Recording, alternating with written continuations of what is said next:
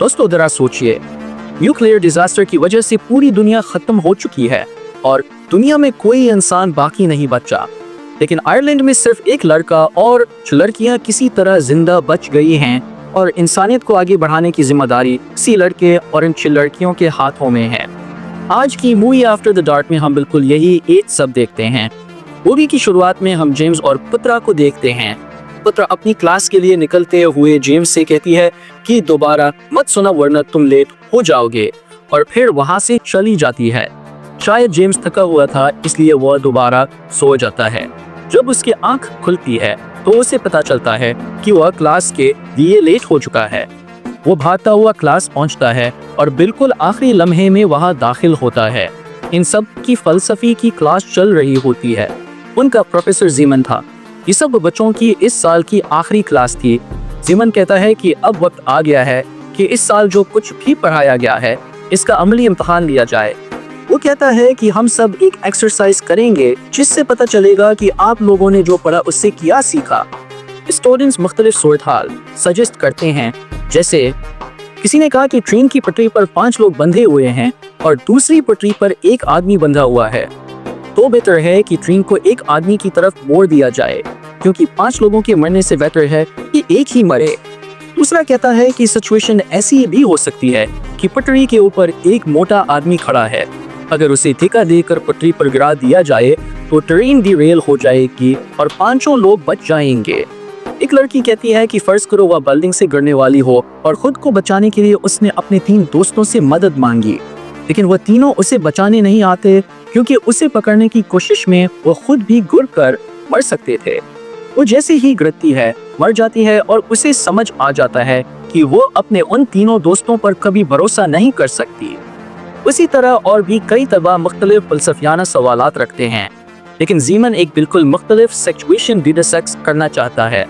वो कहता है जमीन पर क़यामत एपोकलिप्स आ चुकी है, हर जगह न्यूक्लियर बम गिर रहे हैं, बचने के लिए सिर्फ एक बंकर है जिसमें 1 साल रहना होगा। मकसद सिर्फ जिंदा बचना नहीं बल्कि इंसानी नस्ल को आगे बढ़ाना भी है, मगर मसला ये है कि बंकर की कैपेसिटी सिर्फ 10 लोगों की है जबकि वहाँ 21 लोग मौजूद हैं, यानी 11 लोगों को कुर्बानी देना होगी। ये पूरी एक्सरसाइज सिर्फ ज़हनी तसव्वुर इमेजिनेशन है। असल में सब क्लासरूम में बैठे हैं, लेकिन फिल्म में हमें वो मनाजर हकीकत की तरह दिखाए जाते हैं। प्रोफेशन के मुताबिक फैसला होगा कौन जिंदा रहेगा और कौन मरेगा। बाकी से कार्ड निकाले जाते हैं जिन पर सबका प्रोफेशन लिखा है। मतलब जेम्स एक फार्मर है, उसके जिंदा रहने के चांस ज्यादा। कोई इलेक्ट्रिशियन बंकर में काम आएगा। फैशन डिजाइनर इतना करामद नहीं। स्टेट एजेंट फायदा कम।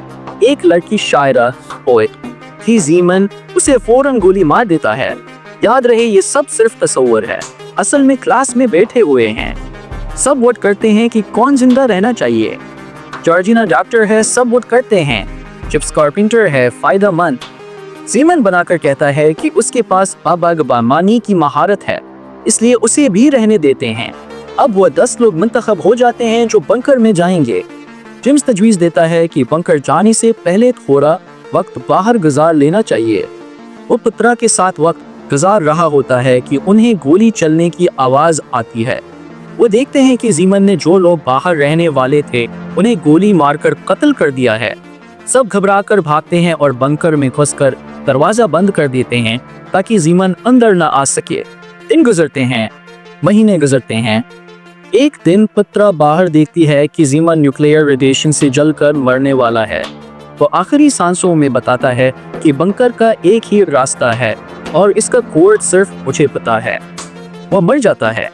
लोग दरवाज़ा खोलने का सोचते हैं, मगर दूसरों का कहना है कि रेडिएशन से बनकर मर जाएंगे।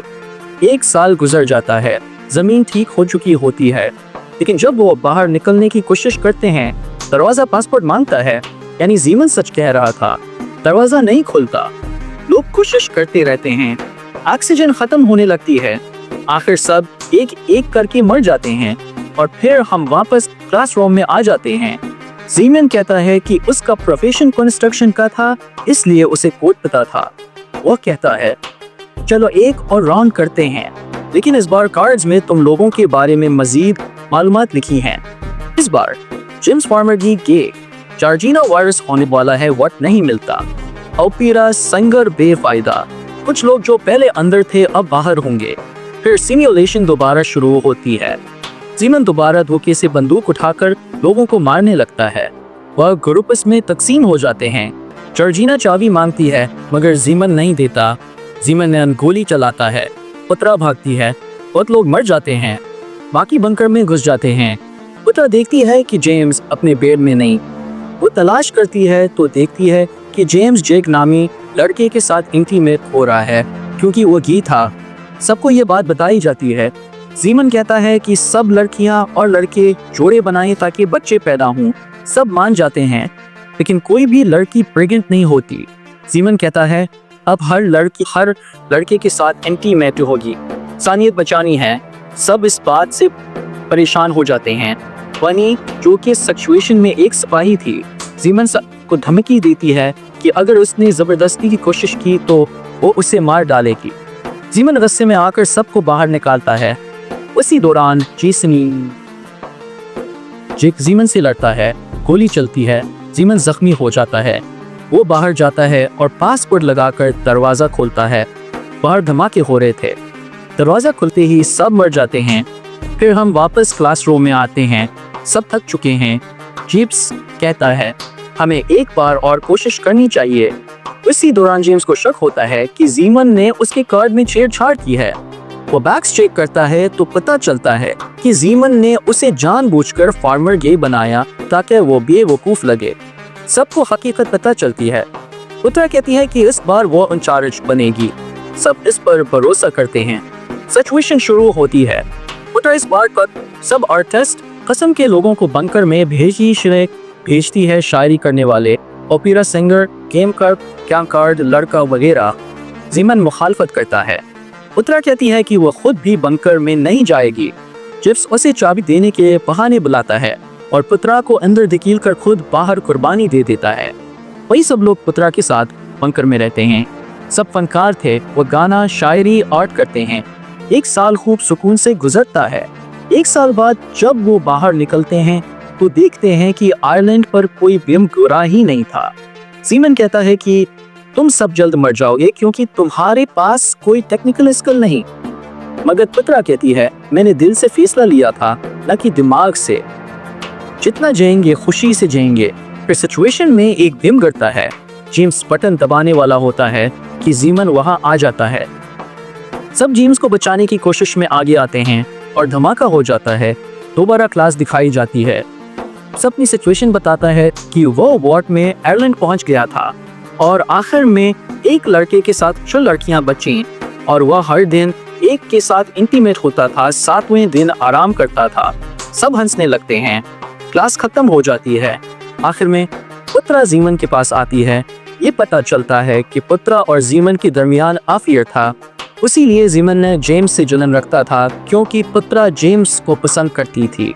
पुत्रा उसे आखिरी बार किस करती है और चली जाती है। फिर जीमन अपने कमरे में जाता है। गिन रखी होती है। चलने की आवाज आती है।